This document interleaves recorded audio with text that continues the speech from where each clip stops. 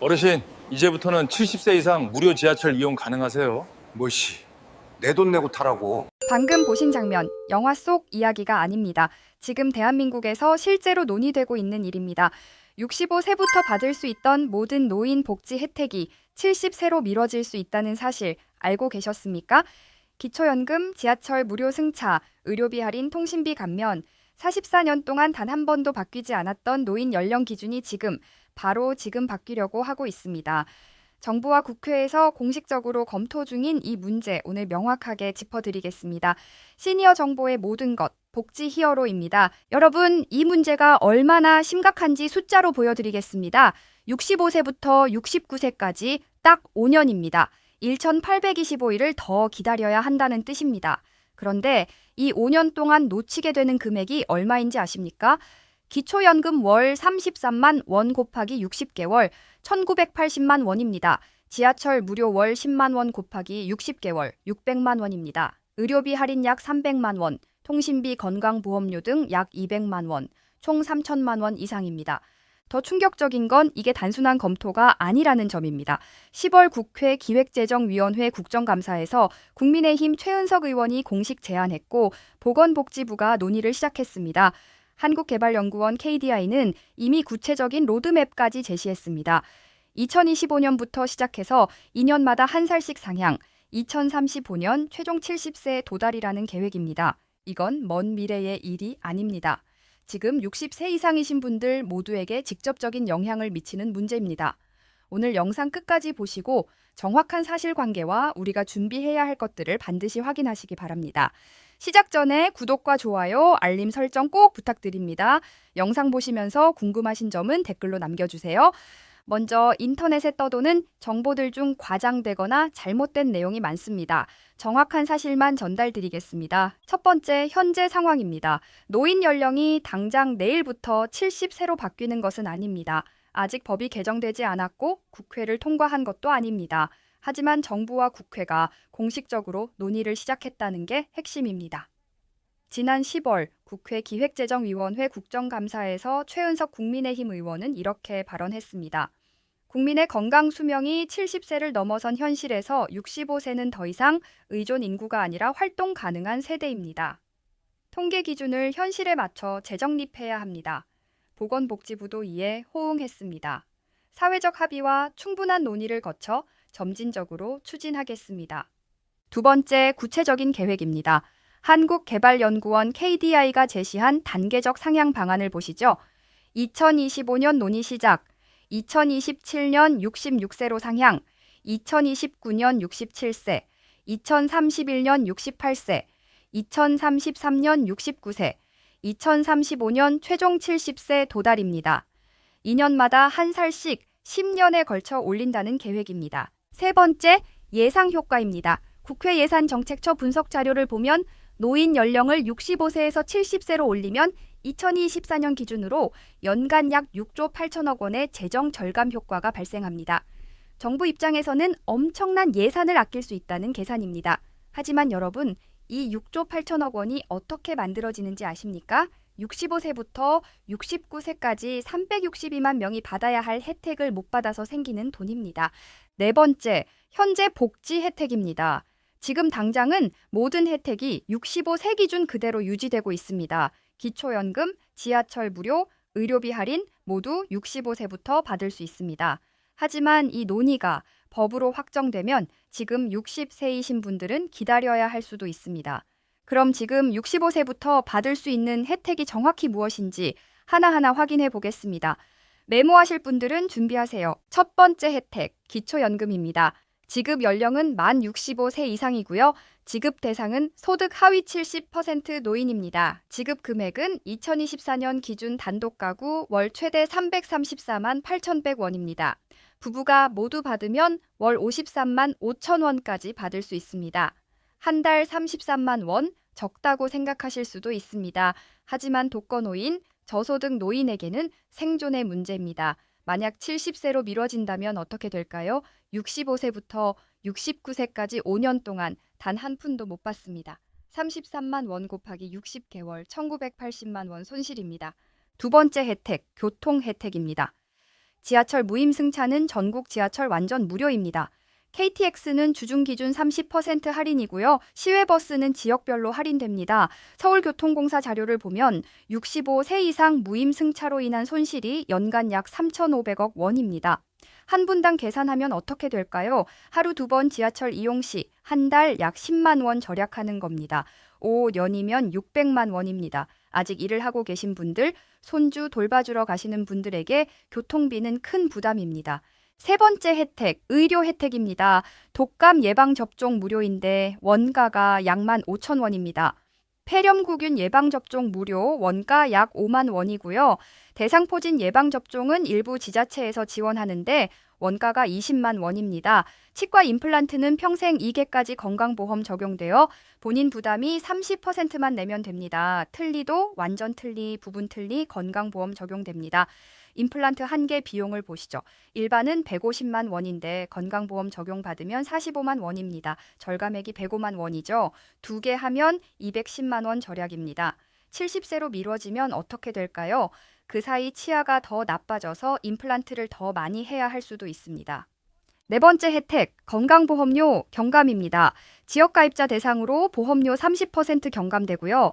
월 약 3만 원에서 5만 원 절감됩니다. 5년이면 180만 원에서 300만 원 절감 효과입니다. 다섯 번째 혜택, 통신비 감면입니다. 기초연금 수급자 대상으로 월 최대 11,000원 감면됩니다. 연 132만 원이고요. 5년이면 66만 원입니다. 여섯 번째 혜택, 문화 혜택입니다. 국립박물관, 국립미술관 무료 입장이고요. 국립공원 입장료 무료입니다. 국립극장, 국악원은 50% 할인되고 영화관은 업체별로 조조 할인 등이 있습니다. 문화생활도 권리입니다. 일곱 번째 혜택, 치매 검진입니다. 만 60세 이상 무료 치매 선별 검사를 받을 수 있는데요. 조기 발견 시 진행 속도를 늦출 수 있습니다. 치매는 초기 발견이 가장 중요합니다. 검진이 5년 늦어지면 손 쓸 수 없는 상태가 될 수도 있습니다. 여덟 번째 혜택, 노인 일자리 사업입니다. 만 60세 이상 참여 가능한데요. 공익활동형은 월 최대 27만 원으로 월 30시간 일하시면 됩니다. 사회서비스형은 월 60시간 이상 일하시면 최저임금이 적용되고요. 민간 취업형은 일반 기업과 연계됩니다.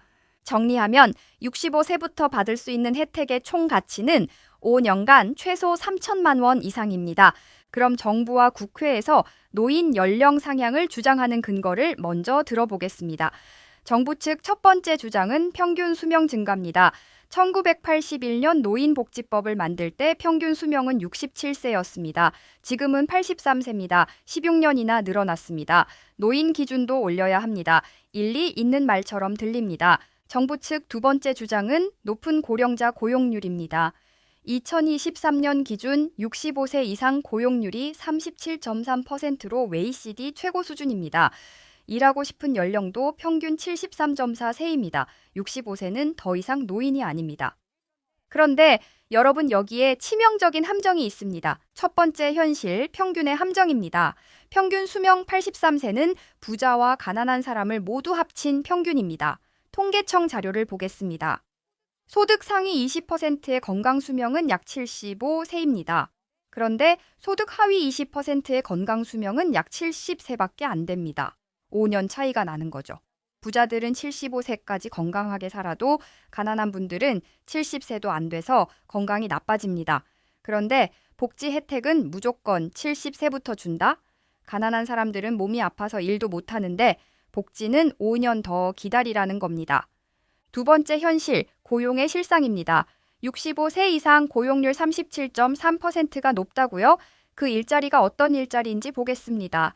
아파트 경비는 월 200만 원 내외에 하루 12시간 일합니다. 청소 용역은 최저임금 수준이고요.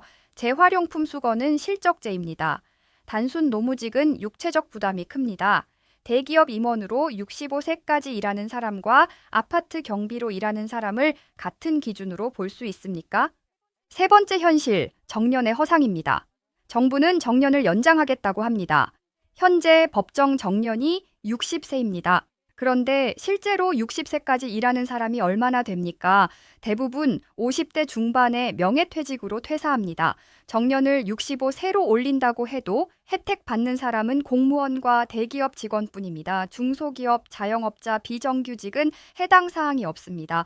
네 번째 현실, OECD 1위 노인 빈곤입니다. 충격적인 통계를 보여드리겠습니다. 한국 노인 빈곤율은 2023년 기준 38.2%입니다. OECD 평균은 약 15%인데 우리는 OECD 1위입니다. 노인 10명 중 4명이 빈곤 상태입니다. 또 다른 통계를 보시죠. 한국 노인 자살률은 인구 10만 명당 40.6명으로 2023년 기준 역시 OECD 1위입니다. 이런 상황에서 복지를 줄인다? 이 정책 과연 누구에게 유리할까요? 유리한 사람들을 먼저 보겠습니다. 첫째, 정부와 재정당국입니다. 연간 6조 8천억 원을 절감할 수 있습니다.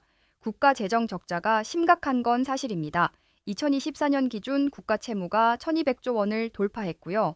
복지 지출은 3년간 26.5% 증가했습니다. 정부 입장에서는 부담이 클 수밖에 없습니다. 둘째, 고소득 노인층입니다. 연금 많이 받고 재산 있는 분들은 상관없습니다. 건강보험료 30% 감면 큰돈 아닙니다. 지하철 무료, 차 타면 됩니다. 의료비 넉넉히 낼 수 있습니다. 그럼 피해보는 사람은 누구일까요? 바로 가난한 노인들입니다. 기초연금 33만, 원이 생활비의 전부인 분들, 교통비 아껴서 병원 가는 분들, 공짜 독감 백신 놓치면 큰일 나는 분들, 우리 부모님, 우리 이웃, 그리고 미래의 우리 자신입니다. 정부는 말합니다. 재정이 어렵다. 노인 인구가 너무 빨리 늘어난다.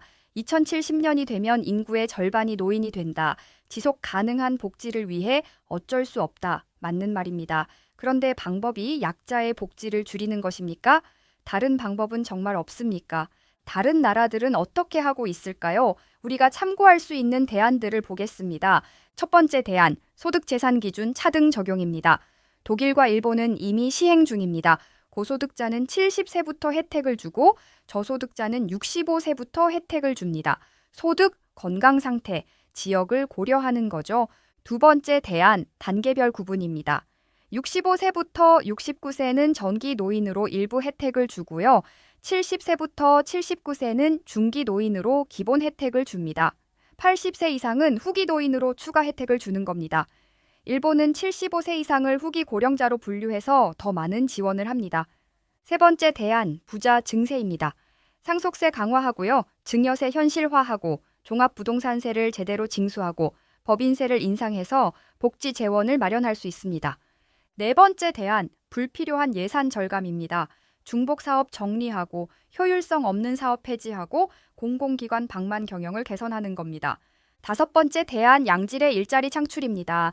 진짜 정년을 법으로 강제해서 연장하고 노인 맞춤형 일자리를 개발하고 재교육 프로그램을 확대하는 겁니다. 대안은 있습니다. 정치적 의지가 있느냐가 문제입니다. 이건 남의 일이 아닙니다. 지금 60대이신 분들만의 문제가 아니라 우리 모두의 미래입니다. 우리가 할 수 있는 일을 말씀드리겠습니다. 첫 번째, 정확한 정보 공유입니다. 이 영상을 주변 분들에게 카카오톡으로 공유해 주세요. 특히 60대 어르신들께 꼭 보여드리세요. 잘못된 정보가 아닌 정확한 사실을 알려야 합니다. 두 번째, 의견 전달입니다. 지역구 국회의원에게 전화하고 이메일 보내고 국민청원에 참여하세요. SNS에 의견을 올리고 국회의원 사무실을 방문하세요. 여러분의 목소리가 모이면 정책이 바뀝니다. 세 번째, 지금 당장 준비하세요. 65세 되시면 즉시 기초연금 신청하시고요. 국민연금 수급 시기를 검토하세요. 건강관리 철저히 하시고 재취업 기회를 탐색하세요. 노인 일자리 사업이나 시니어 클럽 알아보시고 평생 교육에 참여하세요. 네 번째, 세대 연대입니다. 젊은 세대와 노인 세대가 싸우면 안 됩니다. 정부가 바라는 게 바로 그겁니다. 세대 갈등을 만들어서 책임을 회피하는 거죠. 우리는 함께 목소리를 내야 합니다. 노인 복지도 지키고 청년 일자리도 만드는 방법을 찾아야 합니다. 다섯 번째, 지속적인 관심입니다. 이 문제는 한 번에 끝나지 않습니다. 앞으로도 계속 업데이트해 드리겠습니다. 구독과 알림 설정 꼭 해주세요. 오늘 내용 정리하겠습니다. 첫째, 현재 상황입니다. 노인 연령 70세 상향은 아직 확정되지 않았습니다. 하지만 정부와 국회에서 공식 논의 중입니다. 2025년부터 단계적으로 시작할 가능성이 높습니다. 둘째, 예상 손실입니다. 65세부터 받을 수 있는 혜택이 70세로 미뤄지면 기초연금 5년 1,980만 원 손실, 교통비 5년 600만 원 손실, 의료비 통신비 등 500만 원 손실로 총 3천만 원 이상 손실입니다. 셋째, 가장 피해보는 사람은 고소득 노인이 아닌 저소득 노인입니다. 소득 하위 20%는 건강수명이 70세도 안 됩니다. 몸이 아픈데 복지는 5년 더 기다려야 합니다. 넷째, 우리가 할 일입니다. 정확한 정보 공유하고 국회의원에게 의견 전달하고 지금부터 준비하고 세대 연대하고 지속적인 관심을 가지세요. 여러분의 권리를 지키는 건 여러분의 목소리에서 시작됩니다. 침묵하면 정책은 그대로 통과됩니다. 오늘 영상이 도움되셨다면 구독, 좋아요, 알림 설정 꼭 부탁드립니다. 댓글로 의견을 남겨주세요. 노인 연령 70세 상향 찬성하십니까? 반대하십니까? 현재 연령대와 함께 의견 남겨주시면 더욱 좋습니다. 주변 분들께 꼭 공유해주세요. 특히 60대 이상 어르신들께 이 정보가 꼭 전달되어야 합니다. 다음 시간에는 구체적인 대응 방법과 청원 참여 방법을 더 자세히 알려드리겠습니다. 건강 꼭 챙기시고 행복한 하루 보내세요. 복지 히어로였습니다. 감사합니다.